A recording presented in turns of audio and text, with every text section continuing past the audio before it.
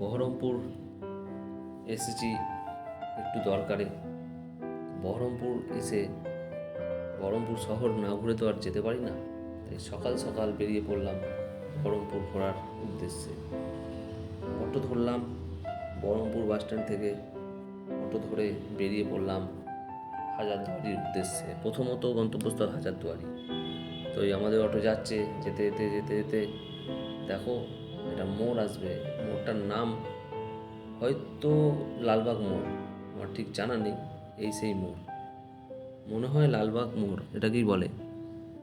তো তোমাদের যদি কারো জানা থাকে অবশ্যই আমাকে জানিও। এই রাস্তাটা দেখতে পাচ্ছ, এই রাস্তা ধরে সোজা চলে যাবে একদম হাজারদুয়ারি। আর এই টোটোটা দেখা যাচ্ছে, টোটোটা ঘুরছে পেছনে। আমি ওই পেছন দিক থেকে ওই রাস্তাটা দেখতে পাচ্ছ, ওই যে ব্লু টোটোটা যাচ্ছে ওইটা দিয়ে আমি এলাম, এই আসলাম। এই টোটোটা যেদিক দিয়ে আসছে এই আসলাম, এসে এই যে রাস্তা দেখতে পাচ্ছ এই রাস্তা একদম সিধে চলে যাচ্ছে হাজারদুয়ারি। আমি কিন্তু যাচ্ছি হেঁটে হেঁটেই। দুধারে দেখতে পাচ্ছি শুধু লজ আর লজ। এগুলো এখন ফাঁকা, শীতকালে মানে সিজনের সময় এগুলো অনেক ভিড় হয়। আর এই লজের ভাড়াও অনেক থাকে, শুনেছি নাকি প্রায় 700 থেকে 800 টাকা ভাড়া থাকে একটা লজে। এই গেট একটা, এই গেটের পর আরেকটা গেট, এই গেটের নাম আমি জানা নেই, তোমাদের কারো জানা থাকলে অবশ্যই কমেন্ট করো। এই গেটের পরে ওই সামনে একটা গেট দেখা যাচ্ছে, দেখো ওই গেট দিয়ে ঢুকেই সামনেই বাঁদিকে হাজারদুয়ারি। আর যেতে যেতে অনেক ঘোড়ার গাড়িও দেখতে পাবে এই রাস্তায়, যা খুব সুন্দরই লাগবে দেখতে। এই যে এই গেট, এই দেখো ওই যে আসছে একটা ঘোড়ার গাড়ি। হ্যাঁ, এরকম অনেক ঘোড়ার গাড়ি সবসময়ই যাতায়াত করছে। আমিও চলেছি এদের সাথে পাশ কাটিয়ে, আস্তে আস্তে হাঁটতে হাঁটতে আমার নিজের মতো ভিডিও করতে করতে চলেছি। এবার দেখো এই দেখা যাচ্ছে এই রাস্তা, আর একটুখানি এগোলেই আমি সামনে বাঁ দিকে এই পৌঁছে গেলাম। এই হচ্ছে হাজারদুয়ারির এই গেট। এই এটা হচ্ছে টিকিট কাউন্টার। আর হচ্ছে ওই পাশে আছে মাল রাখার কাউন্টার। ওই দেখা যায়, দেখো এই এই হাজারদুয়ারি। তো আমার টিকিট কাটা হয়ে গেছে, তো এখন আমি আস্তে আস্তে এগিয়ে যাচ্ছি। তো চলো একদম সামনে যাই, সামনে গিয়ে তোমাদের সব কিছু দেখাই। কিন্তু ভেতরটা তো আমি আর দেখাতে পারবো না, কারণ ভেতরে ভিডিও করা নিষেধ আছে। মোবাইল অফ করেই রাখতে বলে দেবে ওরা যখন ঢুকবো। আর ওই দেখা যায় ওই ইমামবাড়া। এই ইমামবাড়া কিন্তু এই হাজারদুয়ারির অনেক আগে। ওই যে মেন গেট থেকেই সোজা এলাম, সোজা আসছি, সোজা এসে এই হাজারদুয়ারি, আর ওইদিকে হচ্ছে ইমামবাড়া। তো আমি একদম সামনে চলে এলাম। সামনে এসে তোমাদের এই ভিডিও করে দেখাচ্ছি। দেখো এটা হচ্ছে এন্ট্রি গেট। এই যে গেটটা দেখতে পাচ্ছ, এটা এন্ট্রি গেট, এটা দিয়ে কিন্তু ঢুকবে। হ্যাঁ, আর উপরে দেখতে পাচ্ছ, দেখবে, দাঁড়াও আমি দেখাবো। উপরে যে দেখা যাবে সিঁড়ি, ওটা দিয়ে হচ্ছে বাহির এক্সিট গেট ওটা। এই যে এইটা হচ্ছে বেরোনোর রাস্তা, এটা দিয়ে সব বেরোবে। আর ঢোকার রাস্তা যেটা দেখালাম ওইটা ঢোকার রাস্তা। এই যে, তো আগে দেখো ইমামবাড়া, এটা আমি তো ওখানে ভেতরে ঢুকে তোমাদের দেখাতে পারবো না, তাই বাইরে ঘুরিয়ে ঘুরিয়ে আমি ভিডিও করছি, দেখতে থাকো তোমরা। এই যে হালকা হালকা বৃষ্টিও পড়ছে মাঝে মাঝে। এই যে কত লোকের সমাগম, যত বেলা হচ্ছে আস্তে আস্তে লোকজনও তত বাড়ছে। আমি বেরিয়েছিলাম সকাল 10:30টায়, মানে বহরমপুর বাসস্ট্যান্ড থেকে বেরিয়েছিলাম সকাল 10:30টায়। সকাল 10:30টায় বেরিয়ে আমি এখানে পৌঁছেছিলাম, আমার বহরমপুর বাস স্ট্যান্ড থেকে আসতে সময় লেগেছে ওই আধা ঘন্টার মতো। আমার সময় লেগেছে, আধা ঘন্টায় আমি পৌঁছে গেছিলাম। তো আমি এখন এই ভেতরটা ঘুরবো, ভেতরটা ঘুরে দেখবো, দেখে তারপরে নেক্সট গন্তব্য আমার কোথায় হবে দেখছি। এই দেখো, এই একটা কামান, এটা আগেকার দিনেরই কামান, অরিজিনালি কামান। দেখো এর ভেতরটা দেখো, এই দেখো ভেতরটা, ভেতরে কত নোংরা আবর্জনা পড়ে আছে। এটা যতটা সম্ভব অষ্টধাতু দিয়ে তৈরি। এই যে এটাই, এই যে এই সেই ইমামবাড়া। এখানে ইতিহাসের কত কি লুকিয়ে আছে, যে সামনে থেকে এসে দেখবে সেই একমাত্র এর অনুভব করতে পারবে। তাই তো আমি না থাকতে পেরে চলে এলাম সোজা এইখানে। ওই একটা দেখা যাচ্ছে, দেখো এই বাঁ দিকটা, এই যে হাজারদুয়ারি দেখতে পাচ্ছ, হাজারদুয়ারি, এই একটা মসজিদ। এটা আমার নামটা ঠিক জানা নেই, তো কারোর জানা থাকলে অবশ্যই জানিও। এই বাঁ দিকে দেখো একটা ঘড়ি, এরও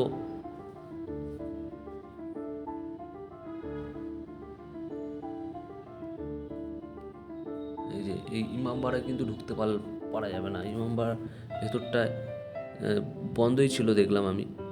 হ্যাঁ, দেখো সবাই ছবি তুলছে, সবাই ছবি তুলতে ব্যস্ত। আর ইমামবাড়ার ভেতরটায় আমি এই কারণেই দেখাতে পারলাম, মানে বন্ধ।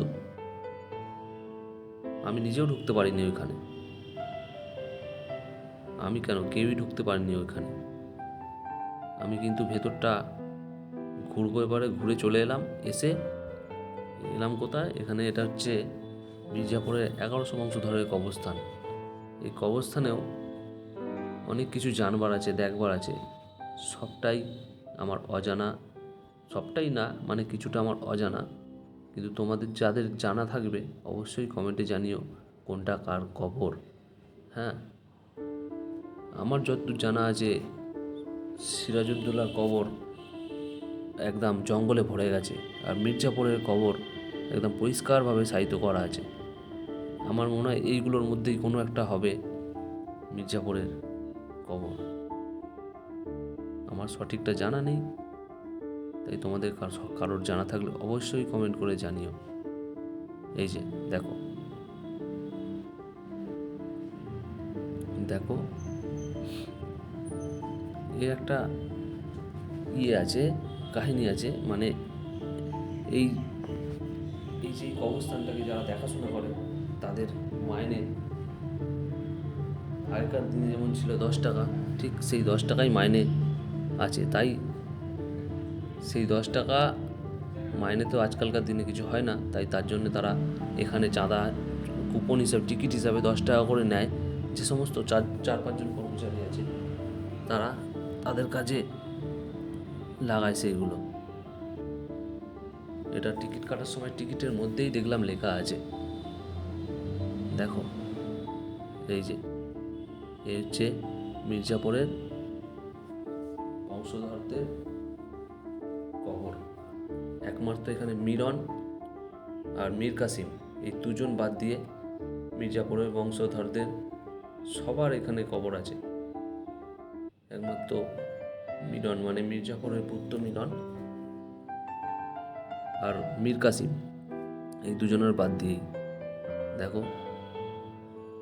জঙ্গল, চারিদিকে জঙ্গলে ভরে গেছে, জঙ্গল পুরো। যেটুকু যত্ন আছে ওই মানে সামান্যই যত্ন, খুব যে যত্ন তা নয়। আর যত্ন করবেই বা কে? তার কারণ হচ্ছে কর্মচারীদের মাইনে দেখার টিকিটে লেখাই আছে 10 টাকা। আগেকার দিনে যারা যেমন পেত তেমনই মাইনে, তাই সেরকমভাবে খুব একটা যত্ন হয় না বলে আমার মনে হয়। এই যে আমার তো মনে হচ্ছে এইখানের মধ্যেই হয়তো কোনো একটা হবে মির্জাপুরের কবর। এই যে নবাব মির্জাপুর ও তার পারিবারিক ইতিহাস, 1100 কবরস্থান। এই যে তার উল্টো দিকে এটা একটা মসজিদ। এবার আমি চলে এসেছি রাজবাড়ি, এই যে রাজবাড়ি ঢুকছি, এই হচ্ছে রাজবাড়ি, নসিপুর রাজবাড়ি। এই নসিপুর রাজবাড়ি এরও অনেক কাহিনী আছে। জগৎ শেঠের এই যে নসিপুর রাজবাড়ি, আমার যদ্দূর শোনা, যদ্দূর জানা, আমার মনে হয় জগৎ শেঠের এই রাজবাড়ি। তো এইখানে অনেক কিছু জানার বিষয় আছে, একমাত্র ইতিহাস পড়লেই পুরো বোঝা যাবে। আমার অতটুকু জানা নেই, তাই এর মধ্যে শুনেছি নাকি ফাঁসি দেওয়ার ঘরও আছে, কিন্তু কোনটা যে ফাঁসি দেওয়ার ঘর সেটা আমার সঠিক জানা নেই। এই যে আমি ভিডিওটা পুরোই আমি করেছি, ভিডিওটা এই দেখো পুরোনো দিনের আলমারি, বই, তার মধ্যে হ্যাঁ আমি পুরো ভিডিওটাই করেছি, কিন্তু কোনটা কি আমার সেটা ঠিকমতো জানা নেই। এই দেখো এই একটা মন্দির, এরও সেম একই সিস্টেম, নিচে দিয়ে ঢুকতে হবে, ঢুকে আর ওপর দিয়ে বেরোতে হবে। টিকিট কাটবার সময় ঠিক এই কথাটাই বলে দিলেন যে নিচ দিয়ে ঢুকবেন আর ওপর দিয়ে বেরোবেন, কিন্তু আমি ভেবে পাচ্ছিলাম না যে নিচ দিয়ে ঢুকে ওপর দিয়ে কীভাবে বেরোবো। বিনা গাইডেই আমি ঘুরছিলাম, তো এই যে আমি কোনোটাই কিছু বুঝতে পারছিলাম না যে কোনটা কিসের জন্য। শুধু ভাবছিলাম মনে মনে যে হয়তো এটাই হবে ফাঁসি ঘর, বা হয়তো হবে এটাই যে কক্ষ যেখানে মির্জাফর, যেখানে জগৎ শেঠ আরও সবাই মিলে যারা যারা আর কি সিরাজউদ্দৌলাকে মারবার যে প্ল্যান করেছিল, সেই সব হয়তো এখানেও সেসব কাহিনী লুকিয়েছিল কিছু।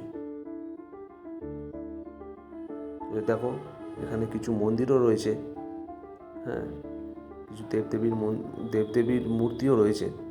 তো এটা এই দেখো, এগুলো কি কারোর জানা থাকলে অবশ্যই কমেন্ট করে জানিও। আর আমার বলায় কিছু ভুল হলে ক্ষমা করে দিও, কারণ আমি পুরোটা না জেনেই হয়তো বলে ফেললাম কিছু কথা। তো এই যে এখনও কিন্তু আমি ভেবে পাইনি যে কোনটা দিয়ে ওপরে উঠতে হবে। তার মধ্যেই আমার এক বলবো না, তার মধ্যেই ওখানে হ্যাঁ আরও 2-1 টুরিস্ট ঢুকলো ভেতরে। আর আমার তো একা একা একটু গাটা ছমছম করছিল, মানে একটা আগেকার দিনের পুরনো বাড়ি, রাজবাড়ি, হ্যাঁ পুরো নিস্তব্ধ একদম, কোনো লোকজনের যাতায়াত নেই, শুধু আমি একা। এই যে দেখো ঘরগুলো দেখো, শুধু আমি একা, পুরো নিস্তব্ধ। তারপরে এই যে এই ঘরটায় ঢুকলাম, আমি ভাবলাম হয়তো সিঁড়ি দিয়ে ওপরে ওঠার রাস্তা এটা, কিন্তু এসবও নয়, এটাও রাস্তা নয়। যে এই একটা দরজা বন্ধ, এই দেখো এই একটা মন্দির। তারপরে এই যে এনাদের ছবিগুলো পরে আমি দেখলাম নাম লেখা আছে, কিন্তু কে আমি বুঝতে পারলাম না। এই আমি ভিডিও করছি আর নিজে একা একাই ভাবছি যে কোনটা দিয়ে আমি যাব ওপরে, কেননা বেরোবার পথ বললেন যে ওপর দিয়ে। তো সেই সময় দেখা হয়ে গেল আরও 2 টুরিস্টের সাথে। তো আমি তাদেরকেই জিজ্ঞাসা করলাম, তখন তারাই বলছেন যে আমরাই এই একটা দরজা দেখা যাচ্ছে, এটা দিয়েও ঢুকলাম। হ্যাঁ ভাবলাম যে হয়তো হবে এটা কিছু, মানে ফাঁসির ঘর হবে হয়তো, কিন্তু জানি না। তোমরা যদি জানো অবশ্যই বলো। এই যে দরজাটা দেখা যাচ্ছে, এইটা দিয়ে ঢুকলে ওপরে সিঁড়ি ওঠার রাস্তা দেখা যাবে। এই যে দাদাইকে জিজ্ঞেস করেছিলাম। তো দেখো এইখানটায় দেখে মনে হচ্ছে এবারে খুব মানে সব কিছু, প্রথমে যখন আমি যে দিকটায় গেছিলাম সেদিকটায় কিছুই ছিল না, এখানটায় দেখে মনে হচ্ছে এবারে পুরোনো দিনের সব কিছু বোঝা যাচ্ছে। যেমন এই দেখো আলমারিতে কি লেখা আছে, দেখো কোনো কিছুতে হাত দেবেন না লেখা আছে। এখানে বই, আলমারিতে সব পুরোনো দিনের বই। এই যে দেখো, খালি দেখতে থাকো। এগুলো কি তোমরা জানলে অবশ্যই কমেন্ট করে জানিও। দেখো, খালি কাগজপত্রে ভর্তি, খতিয়ান, খাজনা বই। এগুলো আগেকার দিনের খাজনা বই, খতিয়ান সব কিরমভাবে পড়ে আছে। সব কিছুর মধ্যে ইতিহাসের অনেক কাহিনী লুকিয়ে আছে। দেখো দেখো, এই হচ্ছে সিঁড়ি দিয়ে উপরে যাইবার পথ। এই সিঁড়ি দিয়ে, কাঠের সিঁড়ি সম্পূর্ণ। আমি ওপরে যাব, কিন্তু ওপরে আর ভিডিও করতে দেবে না। যাই হোক, ওপরে ঘুরে আমি বেরিয়ে যাব। এই যে সিঁড়ি দিয়ে এই ওপরে গেলাম, ওপরে গিয়ে আমি বেরিয়ে যাব। এরপর নেক্সট গন্তব্যস্থল আমার হবে কোথায়? তো দেখো, এই দেখো কোথায় এলাম। এটা হচ্ছে মতিঝিল। এই হচ্ছে মতিঝিল। এই যে, আর এই হচ্ছে টিকিট কাউন্টার, 30 টাকার টিকিট। হ্যাঁ, বলতে ভুলে গেলাম, আগের নসিপুরেও নিল 20 টাকার টিকিট, আর হাজারদুয়ারিতে নিল 25 টাকার টিকিট, আর মির্জাপুরের বংশধরের ওখানে নিল 10 টাকার টিকিট, কবরস্থানে নিল 10 টাকার টিকিট। তো আমি মতিঝিলের টিকিট কাটলাম, 30 টাকা দিয়ে টিকিট কেটে সোজা বেরিয়ে পড়লাম একদম। এই রাস্তা দেখতে পাচ্ছ, এই রাস্তা দিয়ে সিধে চলে এলাম। এই যে এখানে একটা পশ্চিমবঙ্গ সরকারের আগের লোগো, সেটা সাদা রং করে দিয়েছে এখন পুরো। এটা হচ্ছে ভবন, মতিঝিল ভবন। ওই লোগোটা এখন সাদা রং করে দিয়েছে শুধু, আর আগেকার মতো রং নেই। আমি হাঁটতে হাঁটতে হাঁটতে হাঁটতে চলে গেলাম একদম শেষ প্রান্তে। এই যে প্রথমে ভাবলাম এইটাই হয়তো ঝিল, কিন্তু না, এই রাস্তা দিয়ে আমি একদম শেষে যাচ্ছি। শেষে যেতে যেতে যেতে যেতে একদম শেষে যাচ্ছি। যেতে যেতে যেতে যেতে ওই দেখতে পাচ্ছ শেষে একদম হচ্ছে মতিঝিল। এই হচ্ছে মতিঝিল। এই দেখো কী লেখা আছে, ষড়যন্ত্রের পটভূমি। এখান থেকেই সূত্রপাত হয়েছিল ষড়যন্ত্র করা। এই যে জায়গা আছে, এই জায়গায় বসে খসেটি বেগম ইংরেজদের সঙ্গে ষড়যন্ত্র করেছিল সিরাজউদ্দৌলাকে মারবার। সেই যে জায়গা, এই দেখো একদম মধ্যিখানে বসে আছে খসেটি বেগম। তার এই পাশে রয়েছে ইংরেজদের কেউ। আর এই যে দেখো যুদ্ধক্ষেত্রের চরিত্র পুরো তুলে ধরা আছে এখানে। খুবই সুন্দর, সামনে থেকে না দেখলে তা অনুভব করা যাবে না। এই সেই পলাশির উদ্দেশ্যে ঐতিহাসিক যাত্রা 1757। পেছনে দেখো মতিঝিল। এই হচ্ছে সেই মতিঝিল। আমার তো প্রাণ জুড়িয়ে গেল এখানে এই জায়গায় এসে। সত্যি এইসব জিনিস সামনে থেকে না দেখলে অনুভব করা যায় না। দূর থেকে আমরা ভিডিওতে অনেক কিছুই দেখি, কিন্তু একদম কাছে এসে এই মাটি, মুর্শিদাবাদের মাটি ছুঁয়ে না দেখলে এর কিছুই অনুভব করা যায় না।